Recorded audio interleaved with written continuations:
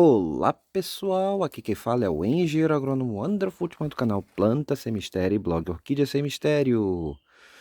Bom, gente, vocês estão vendo essa linda orquídea aqui, ó, vocês podem ver na minha mão. Aqui mais alguns cachos, muito bonita. E essa planta eu posso dizer para vocês, gente, que é extremamente perfumada, tem um perfume bem gostoso também, bem agradável. Conhecem? Não conhecem? É uma orquídea bastante comum, muito comum, cultivada de forma bem rústica, e o seu nome é Aerides odorata, gente. E o vídeo de agora vai ser para falar das fases do desenvolvimento e os dicas gerais de cultivo dessa magnífica orquídea, gente. Mas antes, como sempre, peço aqui aqueles que puderem, quiserem colaborar com o canal, seja com qualquer quantia, vai estar rolando aí agora na sua tela o QR Code do Pix e os dados para o Pix, além de estar também na descrição do vídeo. Então, quem quiser, quem puder, quanto puder, quando também quiser ou puder, está contribuindo com qualquer valor para ajudar aqui o canal sempre a melhorar cada vez mais seus conteúdos, é só fazer, tá ok, gente? Mas aqueles que também não puderem ajudar, não quiserem, mas tem material de cultivo que precisa se desfazer, que não sabe o que fazer, nesse caso, gente, eu aceito doação e cubro o frete, tá ok? Agora, então, vamos para o vídeo. Vamos, então, começar com as fases do desenvolvimento. Vamos lá?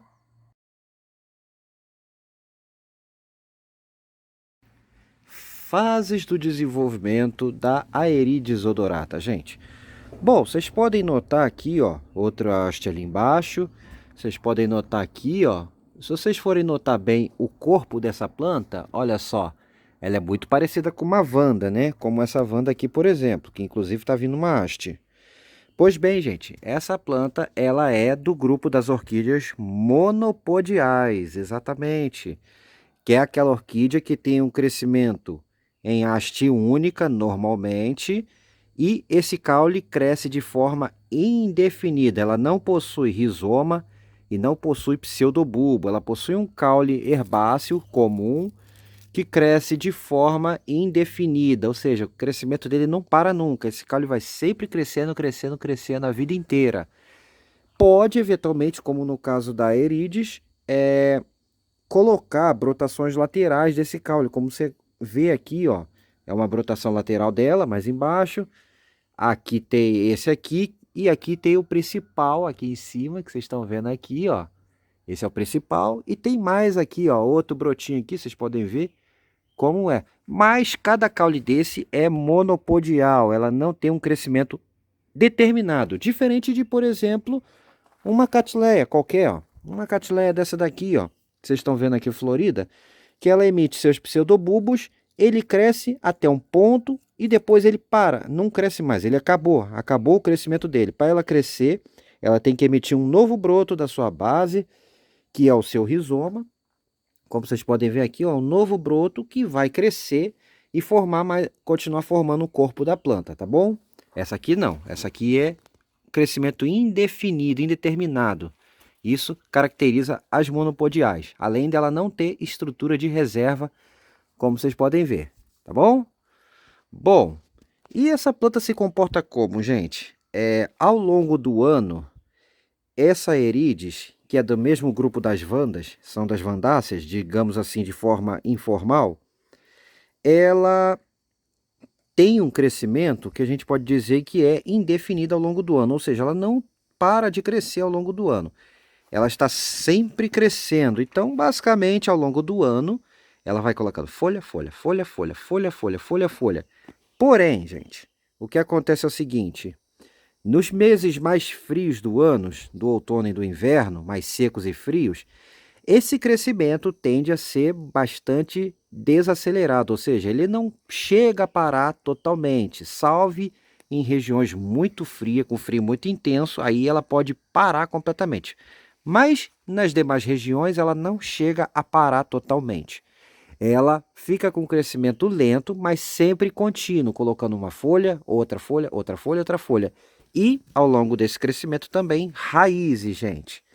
E no caso das raízes, também esse crescimento de raízes ele é mais acelerado nos meses da primavera e do verão e do início do outono e mais lento no início no outono e inverno, tá bom, gente? Então, basicamente, esse é o comportamento dessa planta ao longo do ano. É um comportamento contínuo, com período mais lento no outono e inverno, por conta do tempo mais frio e do tempo mais seco, que dificulta a absorção de água por essa planta e seus processos metabólicos. E no caso da primavera e verão, que já é mais úmido, mais quente, isso favorece o crescimento e o enraizamento. Por isso que a gente vê, ó, nessa época agora, a gente está em novembro, quer dizer, já estamos em dezembro, dia 2, e aqui vocês veem uma bela raizona grossa crescendo normalmente, tá bom? Basicamente é isso, gente. Esse é o crescimento dela, é o regime de crescimento dela ao longo do ano.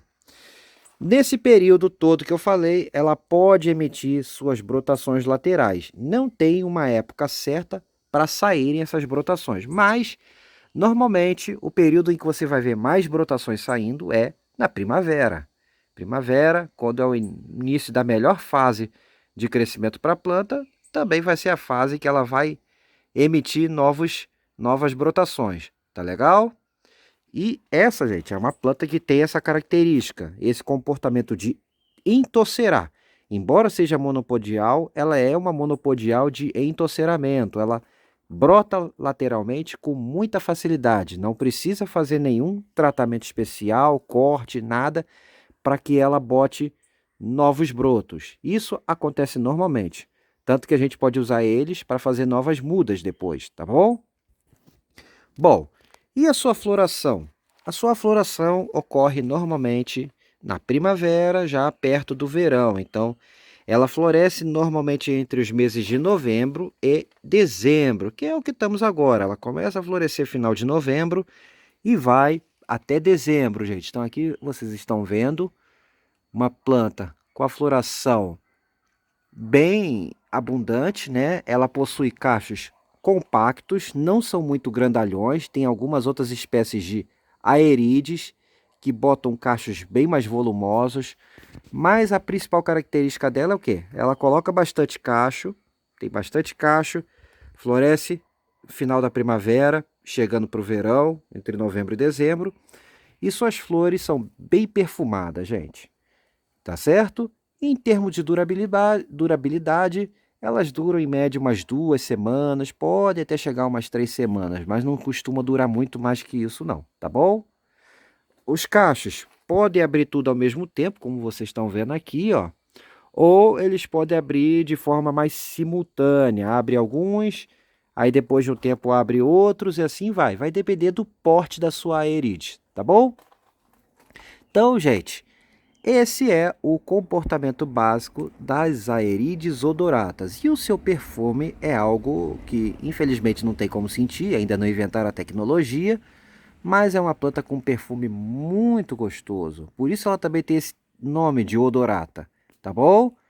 E agora que vocês viram o comportamento dessa planta, vamos então ao jeitão do seu vegetal? Vamos lá? Jeitão do vegetal da Aerides odorata, gente. Para começar, como sempre, vamos falar de suas raízes. Suas raízes, como vocês estão vendo aqui, ó, são grossas, como raízes de vandáceas de modo geral, ó. São raízes engrossadas que têm um crescimento bastante esparçado. Ela não solta aquele feixe de enraizamento junto, não. Ela solta uma raiz aqui, outra ali, outra aqui, e dessas raízes, elas com o tempo, elas vão ramificando e vão formando essa malha que não é muito densa de raiz, ó. E conforme elas vão ficando mais antigas, elas vão se afinando, gente, tá bom? Então, em termos de enraizamento, ela não é muito diferente das vandas, não. E essas raízes podem ficar bastante compridas, gente, isso mesmo. São raízes que tendem a ficar com mais de 1 metro de tamanho, pode chegar a 1,5 m ou até mais. Ou seja, são raízes que ficam bastante compridas e ramificadas depois, tá bom? Então aqui, falando um pouco de suas raízes, vocês podem ver. E aí, a gente passa de suas raízes que nessa espécie de planta, nesse grupo, é muito importante, né? Ela depende exclusivamente das suas raízes para tudo, tá bom? Para fazer até fotossíntese ela faz um pouquinho pelas raízes, mas principalmente para absorver água e nutrientes. E ela é muito eficiente nisso, gente, tá ok? De suas raízes a gente passa para o seu caule. Seu caule é um caule monopodial, como eu já falei na parte de comportamento, ramificado, ou seja, ele ramifica ao longo do crescimento, ó. E ela forma uma planta entorcerada, mas cada caule tem um crescimento indeterminado, ou seja, essa planta pode ficar bem alta, gente. Pode passar de 1,5 m de altura, 2 metros, com tranquilidade. Ela, se não for bem guiada, a tendência é que ela fique um pouco tortuoso. Ela não fica um caule tão retinho quanto uma vanda, por exemplo. A tendência é que ela sempre fique mais tortuosa, um caule um pouco mais tortuoso. É o padrão dessa planta, tá bom?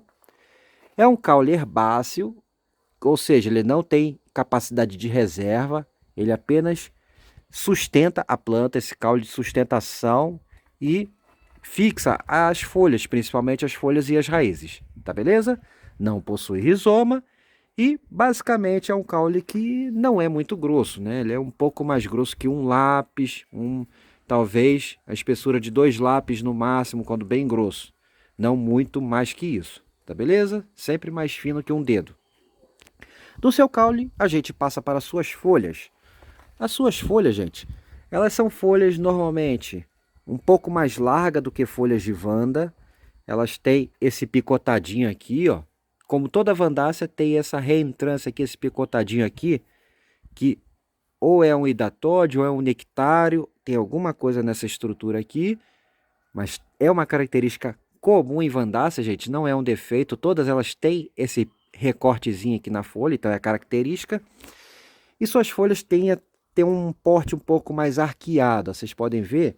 Enquanto a vanda tem uma folha mais dura, normalmente, ó, as folhas são mais durinhas, mais comportadinhas, essa aqui já tem uma folha mais larga, um pouco mais mole, não é uma folha tão rígida quanto a da vanda, e um pouco mais arqueadas, ó. Vocês podem ver aqui, elas arqueiam bastante, elas dão sempre essa dobrinha para baixo, tá bom? É característica normal da folha dessa planta, que é mais fina.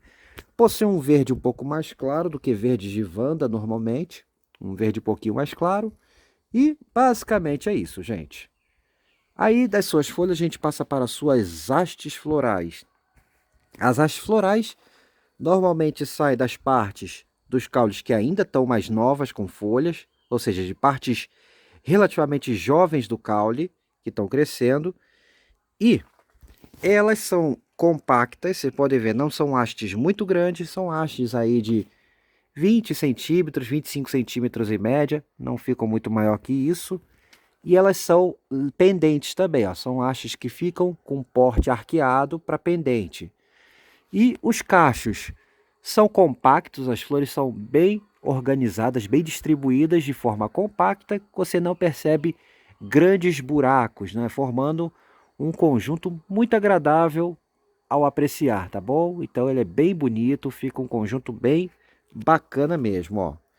Pode levar mais de 20 flores, 30 flores, um cacho bem desenvolvido dela. Esse aqui é um cacho um pouco menor, mas já tem mais de 10 flores. E esse aqui é um cacho bem grande, ó. Esse é um cacho bem grandão, vocês podem ver aqui. E aqui tem um cacho menor que ainda está abrindo, ó, não abriu todo ainda, tá bom? Basicamente isso. E o seu cacho, agora a gente passa para as suas flores, ó. Suas flores, gente, são flores muito perfumadas, com muito néctar. Tanto que ela tem, ó, para o seu polinizador, ela tem essa estrutura funda aqui, ó, que é o cálcar, que ela, aqui no fundo desse cálcar aqui, ó, no fundo, dentro da flor, tem bastante néctar. Então, o inseto que vai polinizar essa flor, ele tem que ter uma língua suficiente, uma glossa, que chegue até o fundo desse cálcar. Exatamente. Então, é assim que ela seleciona o seu polinizador. O inseto que vai ter a glossa, que seria a língua, que consegue chegar ao fundo desse cálcar para pegar o néctar, provavelmente vai ser o polinizador eficiente, pois na hora que ele for tentando pegar o néctar lá, ele vai acabar pegando as políneas e levando para uma outra flor desse aerídeos e assim fazendo a polinização. Aqui podemos observar bem, ó, o cálcar nesse botão aqui que tem um formato muito interessante, né? Parece esse ganchinho. O cálcar é exatamente, gente, esse ganchinho que vocês estão vendo aqui, ó, na flor, que está no meu dedo. Esse é o que a gente chama de cálcar. Lá no fundo dele, dentro da flor, claro, está o néctar tão apreciado. E para atrair os seus polinizadores, ela exala um perfume muito gostoso, doce, meio cítrico, bastante agradável mesmo, gente. É bem agradável mesmo, é um perfume maravilhoso que essa planta tem. Essa, e assim, falando disso, essas são as características dessa flor, dessa planta, gente. E vocês podem notar a flor em si, ela tem esses detalhes, esse leve aquinadozinho rosado nas pétalas e sépalas e no labelo também, na coluna ali, ela tem esse toquezinho de rosa, contrastado com esse branquinho, com essa cor quase branca que ela tem, o que dá um charme todo especial para este aeride, gente. Bacana, né? E assim que a gente agora já viu as suas flores, já viu as suas características, o jeitão desse vegetal, vamos agora então para as dicas gerais de cultivo. Bora lá?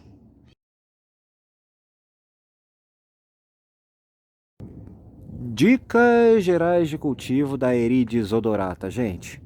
Bom, essa é uma planta extremamente rústica e ótima para os cultivos rustificados, tá bom, gente? Então, essa planta vocês vão ver, não tem quase nada de exigências para o cultivo. A principal delas é que essa planta ela vai muito bem nos climas quentes. Por ser uma vandácea, e boa parte das vandáceas são para climas mais quentes, essa aqui não é diferente. E ela aqui, por exemplo, no estado do Rio de Janeiro, é muito comum encontrar essas plantas pelas árvores, até mesmo nas cidades aqui, encontra-se muito dessa orquídea que, embora não seja nativa, ela já é praticamente naturalizada, porque ela consegue vegetar com extrema tranquilidade até formar cápsula aqui no nosso estado, tá bom? Então, para o seu cultivo, ela aceita os mais diversos tipos de clima, mas os climas quentes e úmidos são os mais favoráveis para o seu cultivo. E aí, para cultivar, gente, o que a gente precisa em termos de ambiente? O ambiente precisa ser úmido, com luminosidade intensa. Essa é uma planta que prefere locais com muita claridade. Locais sombreados ela não floresce legal, então locais com bastante claridade para ela é fundamental, gente, tá certo? E bastante umidade também. Lembrando que é uma vandácea que vai ser cultivada normalmente sem substrato, então a umidade é chave para o cultivo dela. Se for quente o local, melhor ainda, tá bom? Aqui vocês podem ver, ela está pendurada no orquidário, o orquidário velhinho, que logo as plantas serão transferidas para outro local. Ela está cultivada como uma vanda, de forma sem substrato nenhum, gente. E é basicamente isso, em termos de substratos e vasos para essa planta.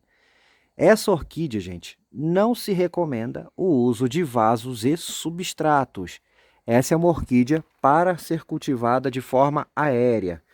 Então, ó, vocês podem cultivar elas amarrada em árvore, desde que não seja uma árvore muito frondosa, uma árvore que tenha menos, que seja com copa rala, ou um coqueiro, uma palmeira que proteja das horas mais quentes do sol. Também pode ser cultivada sem problema nenhum, amarrada ou em toquinhos. Você também pode amarrá-la no toquinho. Ou, simplesmente, se você quer cultivá-la dentro do orquidário, você pode somente, como eu fiz aqui, ó, amarrar ela em um arame. Isso mesmo, só amarrar em um arame, não precisa botar madeira, não precisa botar nada, tá bom? É uma planta típica de cultivo aéreo rústico. Lembrando, sempre muito bem iluminado. Em termos de regas e adubações, gente. Em termos de regas, é praticamente diária. Uma vez que essa planta não tem substrato nenhum, ela tem que ser regada todo dia. E em dias muito quentes e mais secos, podendo regar até 2 até 3 vezes por dia, gente. O esquema de rega por nebulização, que são aquelas esguichos que formam uma névoa, é o ideal para esse tipo de planta. Tá legal, gente? Então, basicamente, essa é a regra dessa planta, com muita frequência, já que não tem substrato e ela precisa estar sempre mantendo úmida, por ser uma planta de bastante umidade, tá bom? E adubação? A adubação para essa planta, embora ela seja muito rústica, mesmo em árvore sem adubação ela vai crescer, vai entorcerar e vai florescer bem, mas se você vai cultivar ela no orquidário e tudo, como está aqui, aí você segue as recomendações para vandas, que são aquelas adubações mais intensivas, em que a gente aduba toda semana com adubo solúvel para orquídea, com, com a marca da sua preferência, com complemento de cálcio, é muito importante, é uma planta muito exigente em cálcio, então o complemento é interessante fazer. Se você usa um adubo que não tenha cálcio, faça a complementação quinzenal de cálcio e adubação semanal. Tem gente, inclusive, que cultiva vandas que pega essa adubação, essa dosagem semanal, dilui, fraciona para aplicar todo dia ou a cada 2, 3 dias a adubação de forma mais fracionada, mais diluidinha, de forma mais homeopática. Tá legal, gente? Também pode ser para aqueles que têm tempo para isso. Então, basicamente, é esse esquema de adubação. Adubação, o mesmo esquema das vandas, tá bom? Em termos de pragas e doenças agora.